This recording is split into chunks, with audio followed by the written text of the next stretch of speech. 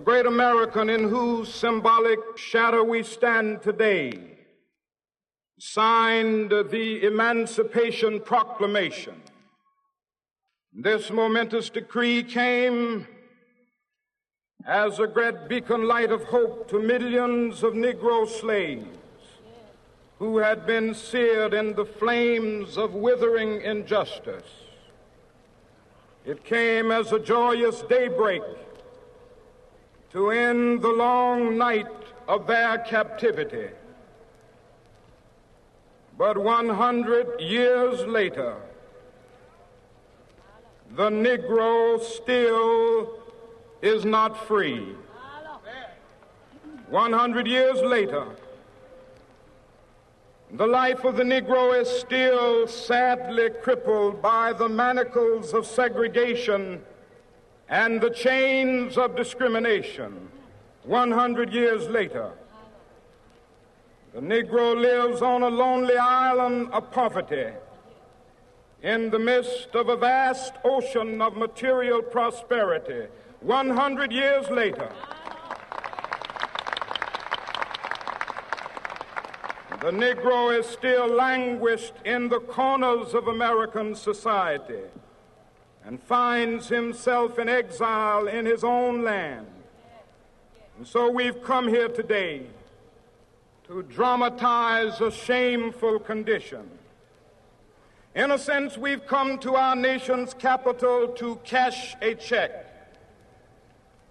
When the architects of our republic wrote the magnificent words of the Constitution and the Declaration of Independence, they were signing a promissory note to which every American was to fall heir. This note was a promise that all men, yes, black men as well as white men, would be guaranteed the unalienable rights of life, liberty, and the pursuit of happiness. It is obvious today that America has defaulted on this promissory note insofar as her citizens of color are concerned. Instead of honoring this sacred obligation, America has given the Negro people a bad check, a check which has come back marked insufficient funds.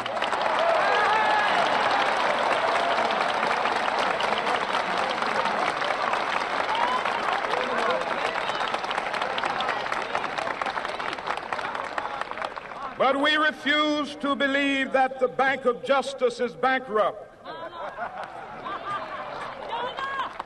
We refuse to believe that there are insufficient funds in the great vaults of opportunity of this nation. And so we've come to cash this check, a check that will give us upon demand the riches of freedom and the security of justice.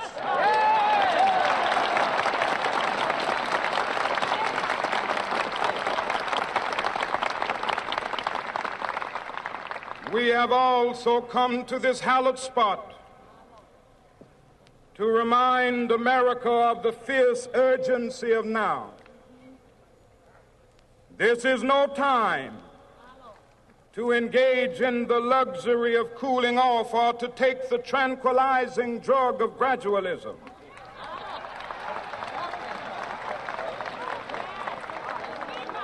Now is the time to make real the promises of democracy. Now is the time to rise from the dark and desolate valley of segregation to the sunlit path of racial justice. Now is the time to lift our nation from the quicksands of racial injustice to the solid rock of brotherhood. Now is the time to make justice a reality for all of God's children. It would be fatal for the nation to overlook the urgency of the moment. This sweltering summit of the Negro's legitimate discontent will not pass until there is an invigorating autumn of freedom and equality. 1963 is not an end, but a beginning.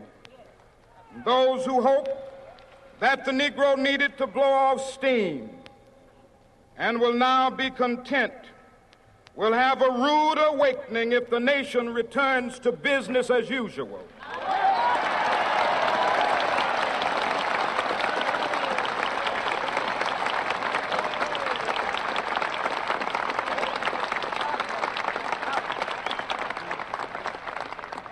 There will be neither rest nor tranquility in America until the Negro is granted his citizenship rights.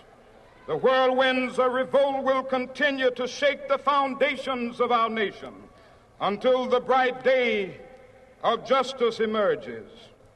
But that is something that I must say to my people who stand on the warm threshold which leads into the palace of justice.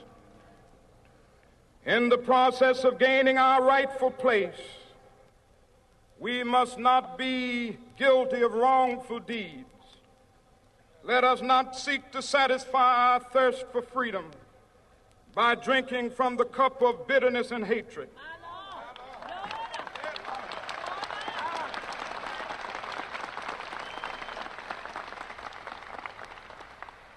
We must forever conduct our struggle on the high plane of dignity and discipline. We must not allow our creative protest to degenerate into physical violence. Again and again, we must rise to the majestic heights of meeting physical force with soul force. The marvelous new militancy which has engulfed the Negro community must not lead us to a distrust of all white people. For many of our white brothers, as evidenced by their presence here today, have come to realize that their destiny is tied up with our destiny.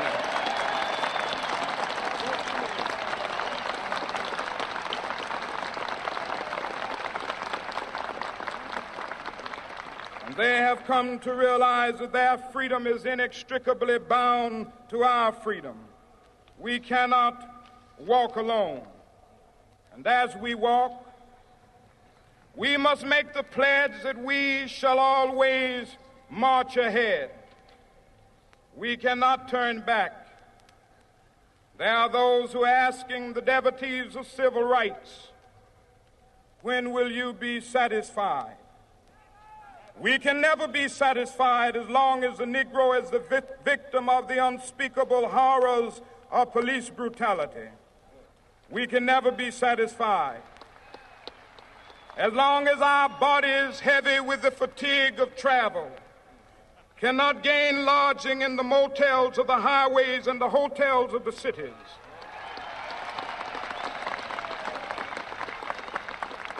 We cannot be satisfied as long as the Negro's basic mobility is from a smaller ghetto to a larger one.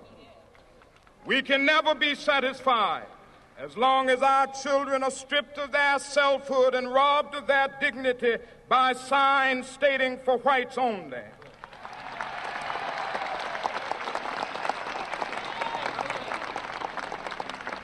We cannot be satisfied as long as a Negro in Mississippi cannot vote and a Negro in New York believes he has nothing for which to vote.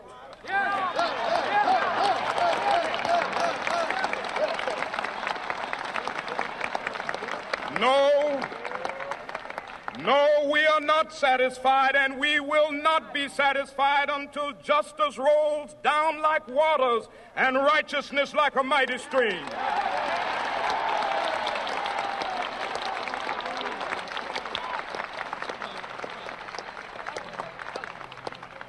I am not unmindful that some of you have come here out of great trials and tribulations. Some of you have come fresh from narrow jail cells. Some of you have come from areas where your quest for freedom left you battered by the storms of persecution and staggered by the winds of police brutality. You have been the veterans of creative suffering, Continue to work with the faith that unearned suffering is redemptive. Go back to Mississippi.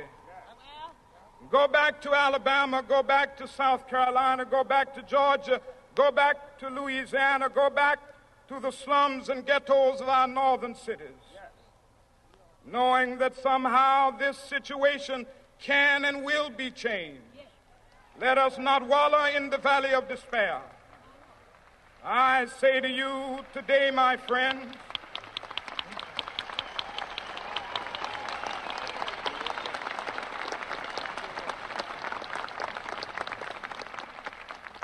so even though we face the difficulties of today and tomorrow, I still have a dream. It is a dream deeply rooted in the American dream. I have a dream that one day this nation will rise up and live out the true meaning of its creed. We hold these truths to be self-evident, that all men are created equal.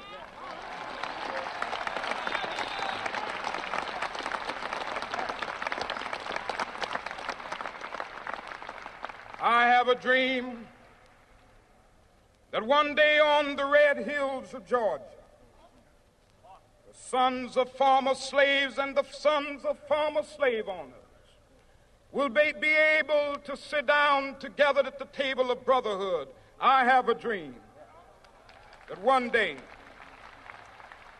even the state of Mississippi, a state sweltering with the heat of injustice, sweltering with the heat of oppression, will be transformed into an oasis of freedom and justice. I have a dream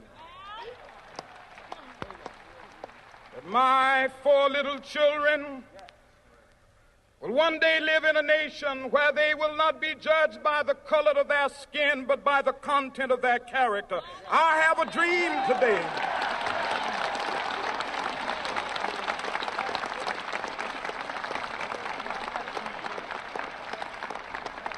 I have a dream that one day down in Alabama, with its vicious racists, with its governor having his lips dripping with the words of interposition and nullification, one day right there in Alabama, little black boys and black girls will be able to join hands with little white boys and white girls as sisters and brothers. I have a dream today